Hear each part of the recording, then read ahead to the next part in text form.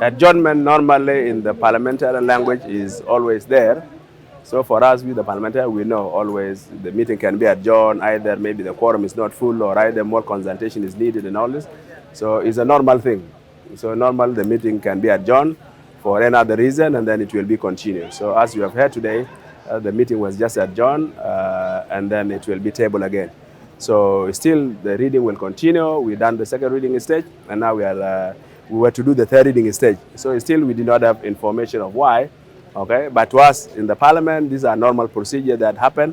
The meeting can be adjourned for any other reason and then it will continue. So this budget is very important and it will be discussed. So it's just a matter of why it was adjourned, and we believe that anytime soon it will be tabled so that at least the budget is passed on time. As this year actually the budget was brought almost on time, though we have a small delay compared to the previous years, but otherwise it's taking a bit of shape. These are the normal procedure of the parliament.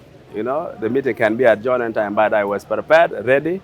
But when they say the meeting has adjourned, I know these are the normal procedure of the parliament. So there's nothing surprising me. There's no disagreement because all the parliament has done the report. So we have to compile the report and put it together for the reading. And we have already passed most of the thing in the second reading. But now the third reading is where now we go to details, because the second reading is generality. You know, we talk general about the issues, but this third reading is where now we go to the details of the budget itself.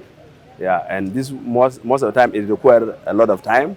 We're supposed to start at 10 o'clock, but you know, the turn up for the sitting, I think it was not exactly full on time, the quorum, okay, and then it took us some time for all the members to be around, and we know that this third reading can take a lot of time. The reason might be that the time might be shorter and we don't want to postpone it to do some part and then we now escape some of it for the next day. So the reason might be also to start it on time, so that at least now we spend the whole day and discuss and finish all the reading. But otherwise, these are the normal procedure for us, and we don't get surprised or whatever. The adjournment or the reason why we did not table it on Monday is the parliamentary work. Because once the budget is tabled to the parliament, the executive, they have no power on it again. It's now the parliament to discuss and deliberate accordingly. But we did it purposely because the former minister is relieved. Okay, we're supposed to do the third reading on Monday, but now the new minister did not even go to his office, and he may not even be in a position to answer to some of the questions because he's not yet even briefed by the minister, and he's a new person from different department that came to the ministry. So we said, let's give him